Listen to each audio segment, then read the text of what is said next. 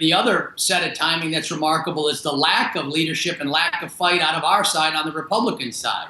We have the Democrats sitting crisscross applesauce on the carpet on the House floor last week, and our leadership team can't figure out that there's power. You can power down the building and stop the process. They're obstructing, at least at a minimum, the rules of the House, of the body that's closest to the people, Article 1 of the Constitution, making a mockery of one of the key institutions in our country.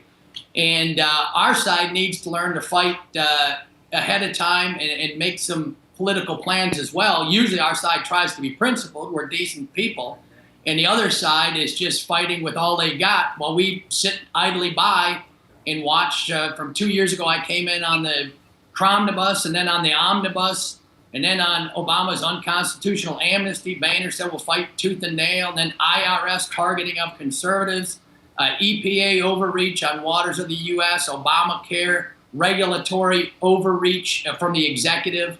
And Republicans aren't fighting back, and the American people see that very clearly. And so I'm hoping we get a change of heart up here on the Hill this week. And backbone. And to that, I want to ask you both as well, because this gun battle as well. Yes, Congressman?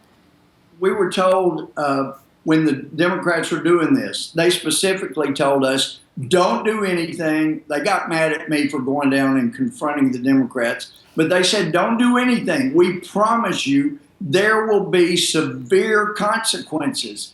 I didn't know that meant they were going to give them a vote on what they wanted. Right. I didn't know that was the severe consequence. Yeah, and tell me about this, because I'm hearing there are a lot of individuals saying, oh my gosh, you have the House leadership bringing a vote on this. They're caving. Are Republicans caving on these gun bills, Congressman? Yeah. Some are. No, some are. are. It's worse than caving. Our own guys are trying to put amendments on, right? So the Democrats, there's a basic fact that we have the majority up here. You wouldn't know it the way we act sometimes, but we won the House and the Senate. And our own side, right, the House Freedom Caucus and all the freedom fighters up here trying to put amendments in and put bills in. We can't do it.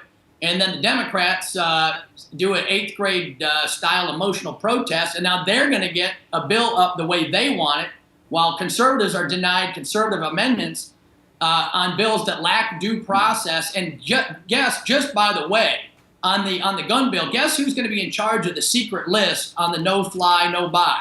Loretta Lynch, the AG that's out on the tarmac.